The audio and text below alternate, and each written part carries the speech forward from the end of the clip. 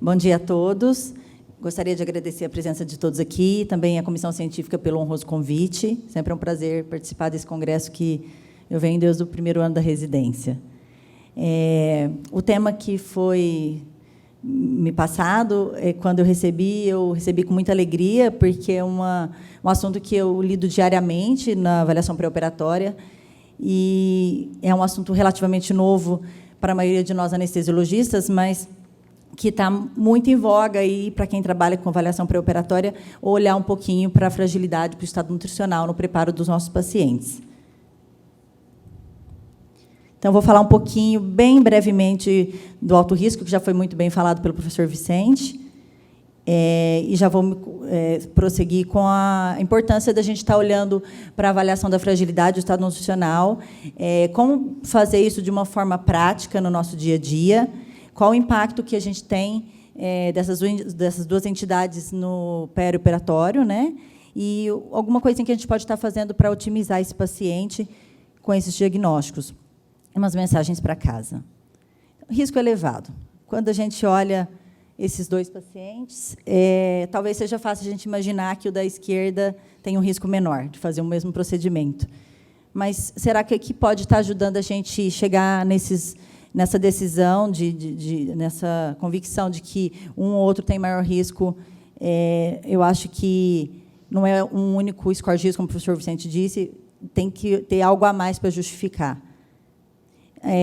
Um paciente de alto risco pode ser definido de várias formas, como o professor Vicente já apresentou na palestra anterior, mas esse conceito também é aceito na literatura, que seria um paciente que tem um risco individual, pelas comorbidades que ele apresenta, de mortalidade maior que 5% naquele procedimento cirúrgico, ou ele não tem tantas comorbidades, mas ele vai fazer um procedimento de alto risco, então, onde a mortalidade desse procedimento também é superior a 5%. Não vou me aprofundar nesse assunto, que já foi bem falado também. Os scores que a gente tem disponíveis para avaliar o risco do paciente, o mais comum utilizado na nossa prática é o ASA. De novo, não podem ser utilizados como única ferramenta de avaliar esse paciente. Ele é mais um instrumento para a gente auxiliar na nossa avaliação pré-operatória, prever esse fator de risco desse doente, conversar melhor com esse paciente, mas ele tem que vir junto com outras avaliações. Esse estudo, feito aí já há um tempinho, há 10 anos, ele tentou caracterizar quem é esse paciente de grande risco cirúrgico quando ele vai para o procedimento. Qual é a caracterização dessa população que a gente chama aí de alto risco? Ela foi composta principalmente por pacientes com idade média de 75 anos, contra 54 anos da população de referência. Esses pacientes eram muito mais submetidos a procedimentos de urgência do que eletivos. A estadia hospitalar dele era muito maior, 16 dias, em média, contra 3 dias da população de baixo risco, e uma mortalidade alta. Eles eram submetidos a apenas 12,5% dos procedimentos cirúrgicos, mas compunha mais de 80% dos óbitos totais. Esse outro estudo também tentou estudar um pouquinho melhor essa população. Chegou à conclusão que a gente esperava, que os pacientes de alto risco, que aqui ele definiu como os pacientes com múltiplas comorbidades, doenças terminais ou pacientes frágeis, têm um pobre resultado cirúrgico, pelas próprias comorbidades que eles apresentam, e que, nesses pacientes, é muito importante a gente estar fazendo uma análise, uma avaliação multidisciplinar, mais até do que nos pacientes gerais. Então, à medida que a gente prediz o risco desse paciente, a gente pode fazer uma conversa mais orientada para o nosso paciente, ele vai fazer um consentimento informado mais orientado, eu vou prever para ele o que ele precisa para o pós-operatório, se ele vai precisar de uma casa de apoio para ele fazer uma fisioterapia ou não, se ele pode fazer aquele procedimento no futuro, que, às vezes, aquela hora, aquele procedimento vai ter tanta morbidade para ele ficar imobilizado, e, às vezes, não é um bom horário, uma boa época para ele. Ele tem uma formatura do filho, e é uma cirurgia eletiva, ele pode aguardar um pouquinho para fazer. Então, isso tudo ajuda a gente a conversar com o nosso paciente. Então, só retomando que sempre lembrar, nossa avaliação pré-operatória tem que prever uma anamnese bem minuciosa, um exame físico detalhado, os exames complementares sempre baseados na anamnese, e com isso a gente consegue identificar melhor os pacientes de riscos e tentar, pelo menos, otimizar o que é modificável. Nem tudo a gente vai conseguir otimizar, mas alguma coisa dá para fazer. Agora vamos entrar no assunto propriamente da aula, que seria a fragilidade do estado nutricional, que vem aí para tentar complementar a nossa avaliação e tentar diferenciar aquele paciente de 70 anos que é ativo, que corre a maratona, daquele outro que só fica na cadeira de rodas e não consegue nem sequer levantar para ir ao banheiro sozinho e toda hora está se fraturando, está sendo internado. Então, o que é a síndrome da fragilidade, né? Muitos acreditavam que era uma síndrome geriátrica. Com os estudos, a gente já sabe que não, ela ocorre mesmo em jovens. Ela é, obviamente, pela degradação natural da função biológica da gente, a gente vai ter uma prevalência maior nos idosos, mas não é exclusiva de paciente geriátrico. Ela é caracterizada por uma vulnerabilidade muito maior aos estressores, então a cirurgia é um grande estressor, então ele vai ser um paciente mais vulnerável ao nosso procedimento anestésico cirúrgico. E o problema também dessa síndrome é que ela muitas vezes passa despercebida, porque o paciente não é aquela caracterização órgão-alvo, né? Eu tenho uma dor no peito, eu tenho um problema de coração. Ele vai tendo a disfunção paulatinamente, e daí, quando ele percebe, ele já não se levanta, ele já está tendo fratura patológica, e ele nem procurou um médico, porque ele achava que aquilo era da idade, era normal, e não é. Poderia ter sido otimizado antes, e a gente perde esse timing. É muito associada a complicações cirúrgicas, quedas, delírio, distúrbios cognitivos. Na parte de diagnóstico, infelizmente, a gente não tem uma ferramenta única, simples, que a gente aplique rápido. Tem mais de 40 instrumentos de avaliar a fragilidade, desde que essa síndrome foi definida por Linda Fried, em 2001. Acredito que o fenótipo da fragilidade, que eu vou falar no próximo slide, seja o mais simples da gente entender, que é explicado por essa base biológica, onde a gente tem aqui uma base molecular importante, com dano mitocondrial, reações inflamatórias, causado por doenças inflamatórias associadas, que vai evoluir para um grande prejuízo dos sistemas, desde aumento do estado de inflamação, com aumento de interleucina, redução de GF1, aumento de cortisol, conduzindo para um estado de anorexia, sarcopenia, disfunção imune, cognitiva, aumento do estado de coagulação, distúrbio de glicose. E aí a gente chega aqui no famoso fenótipo de fragilidade, que é composto pela fraqueza, fadiga, perda da atividade física, perda de peso acima de 5% aí nos últimos meses. E esse score que eu acabei de dizer para vocês foi proposto por Linda Fried em 2001. E, de acordo com a pontuação, a gente consegue caracterizar o paciente frágil, do pré-frágil e do altamente frágil. Apesar de ser aparentemente simples de ser aplicado, esse score não é simples de ser aplicado. Ele necessita de um geriatra para fazê-lo, porque, para a gente definir se o paciente tem marcha lenta, a gente tem que ter um corte. E esse corte é em andar uma distância de 4,5 metros em tanto tempo, diferente para homem e para mulher. Então, você tem que ter um cronômetro, tem que saber aplicar. Esses números são americanos, a gente está em fase de definir os números brasileiros, deve estar saindo esse ano pela Sociedade de Geriatria Brasileira, os nossos números vão ser menores, já vou adiantando para vocês. A gente é mais lento para caminhar e menos forte no hand grip. Então, a gente vai validar números brasileiros para facilitar e para a gente comparar com o nosso paciente. Existem outras formas também de diagnosticar a fragilidade, outras 39. Rockwood, que avalia muito o índice de fragilidade. Deixa eu ver se eu consigo voltar aqui, que eu acho que eu pulei. Isso. Ele tem 92 características que a gente avalia o paciente, desde surdez, parte cognitiva, nutricional. E dessas 92, você pode aplicar 80, 70, 50, e aí você vai ver o que tem comprometido, e você faz uma razão do comprometido pelo que você conseguiu avaliar, e você vai chegar num índice que pode ser menor que 0,08, entre 0,09 e 0,25, ou maior que 0,25, que vai definir o não frágil até o frágil.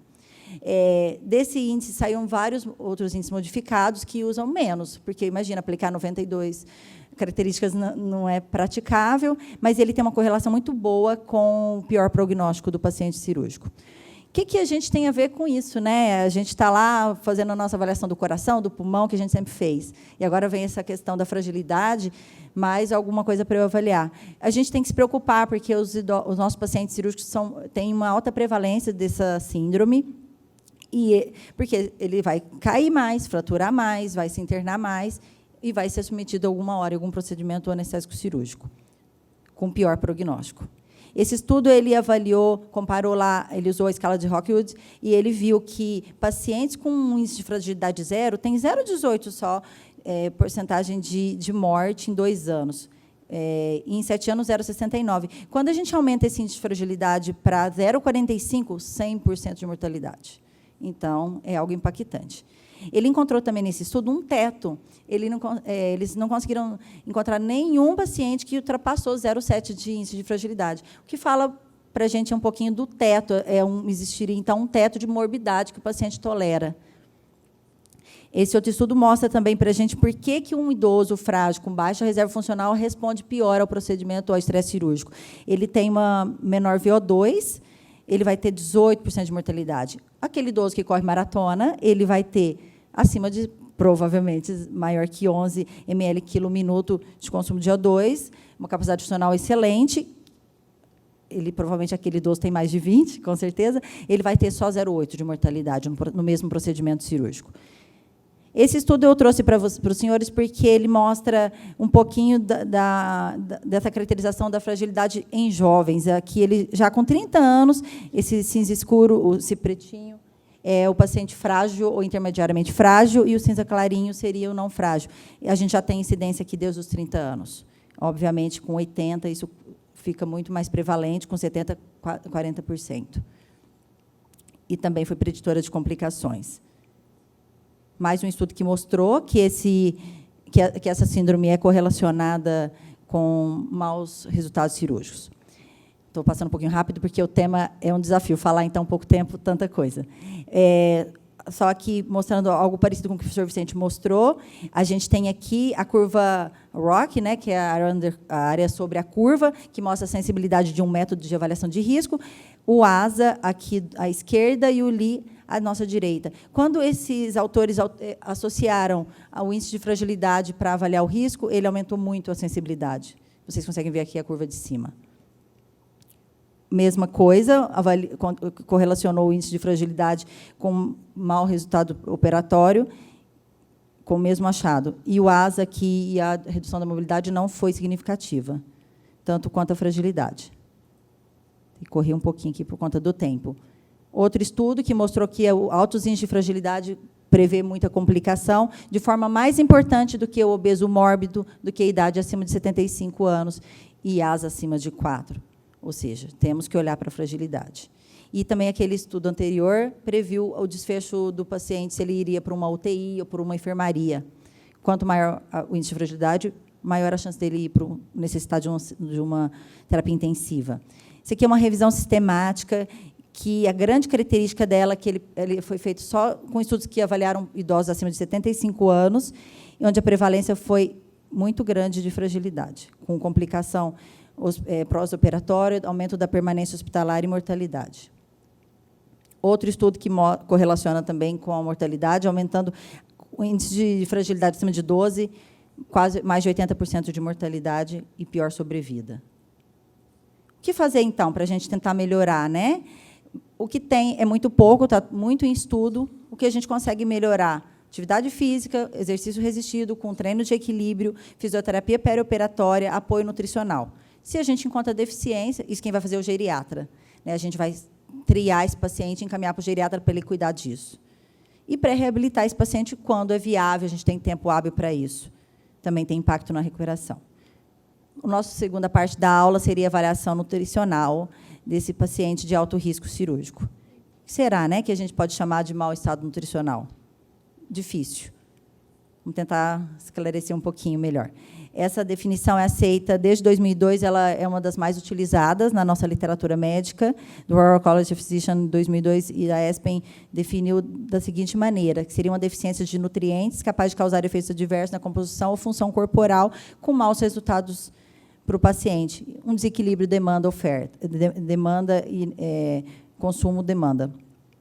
Desculpa, oferta-demanda. É algo relevante para a gente? A gente tem que perguntar, qual é o objetivo da nossa equipe, do nosso hospital? Que o paciente saia bem do procedimento. Então, isso é importante, porque a desnutrição aumenta muito a taxa de complicações, em 3 vezes, pelo menos 4 vezes a chance de mortalidade se eu estou anestesiando um paciente desnutrido. E as complicações no obeso também são da ordem de 12 vezes maiores do que num paciente de peso normal. Aqui é só um pouquinho de quais seriam os números que a gente tem. 40% das pessoas mundialmente, são dados da OMS, têm sobrepeso, 10% obesos. E esse número dobrou desde 1980. E eles, maior número de obesos a serem operados por nós, e anestesiados por nós. Desnutrição, números parecidos. Esse aqui é um dado mundial, de levantar uma revisão sistemática, que ele viu que varia muito, de 30 a 50, em alguns estudos 20, essa incidência de desnutrição, mas, de acordo com o screening que eu utilizo, a ferramenta que eu utilizo, a gente vai encontrar um valor menor ou maior, mas ela é bem prevalente na população hospitalizada. Também, esse aqui é um dado da Inglaterra, que ele mostrou a ascendência de números de leitos, necessidade de leitos hospitalares para paciente desnutrido. E no contexto cirúrgico, por que é importante para a gente?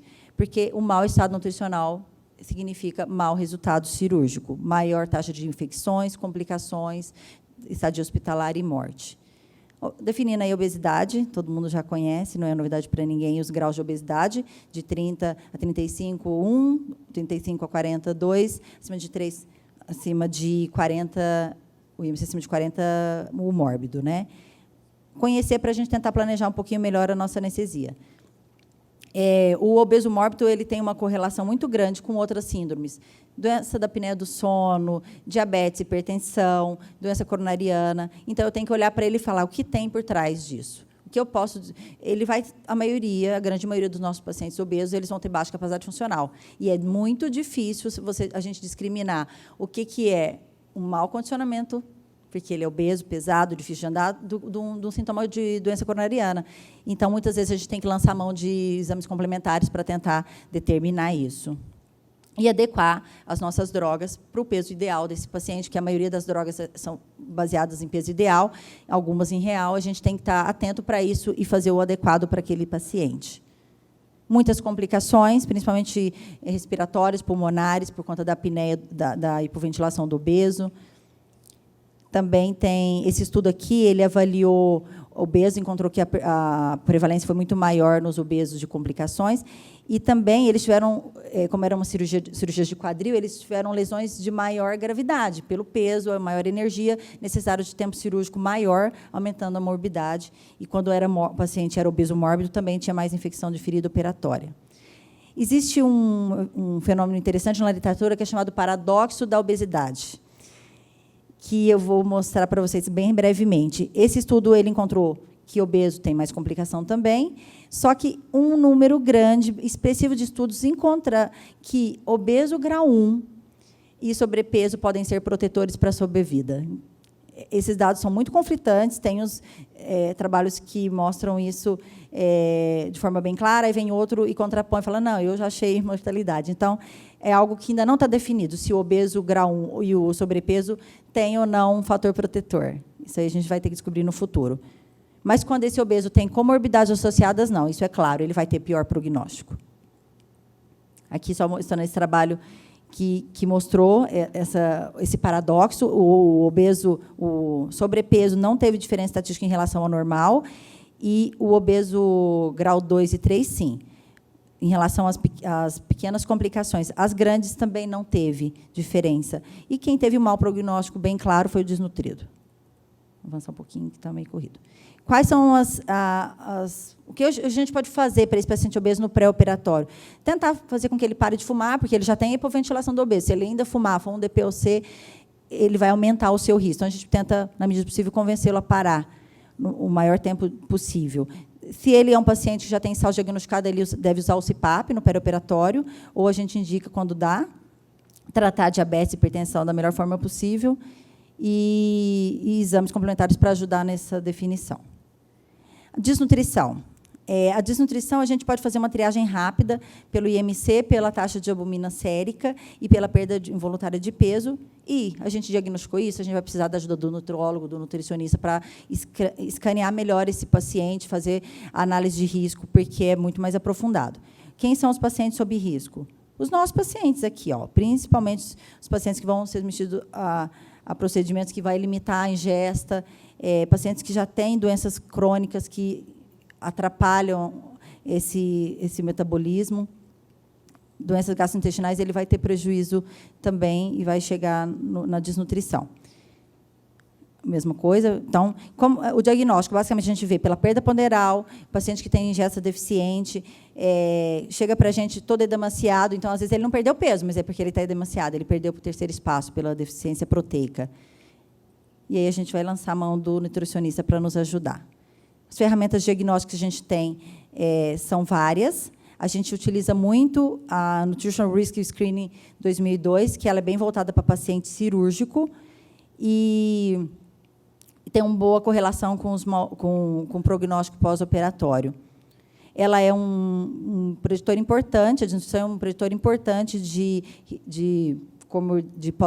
morbidade pós-operatória, de complicações como aumento de tempo de internação e morte de 30, 60 dias em um ano, que é o que esses estudos mostraram, bem prevalente entre pacientes oncológicos, com aumento de permanência hospitalar. Esse estudo fez um N grande de pacientes, 943 pacientes, e ele mostrou também um aumento muito grande da permanência hospitalar até 60 dias de mortalidade. Também ele conseguiu mostrar que teve uma relação bem importante. O que a gente pode estar fazendo com o nosso paciente desnutrido, então? A gente faz o diagnóstico e o que fazer? A gente tem que sempre pensar na famosa relação multidisciplinar. Encaminhar esse paciente para o especialista e tentar ver se ela consegue, se é possível repor os nutrientes que ele tem deficiência. E o nosso papel como anestesista, a gente pode estar fornecendo no pré-operatório soluções de carboidrato para tentar minimizar o jejum desse paciente, abreviar, restabelecer a dieta o mais precoce possível, idealmente em 24 horas. E como a gente pode estar fazendo isso? Cuidando também para que o paciente não tenha muita náusea e vômito, porque se a gente não cuida dessa parte no intraoperatório, ele vai vomitar, vai nausear, não vai comer. Por mais que ele esteja liberado para isso do ponto de vista cirúrgico, ele não vai conseguir. Se ele tiver com dor, também ele não vai conseguir comer. A gente precisa estar tratando a dor desse paciente adequadamente, da melhor forma possível, para que ele consiga fazer a sua ingesta.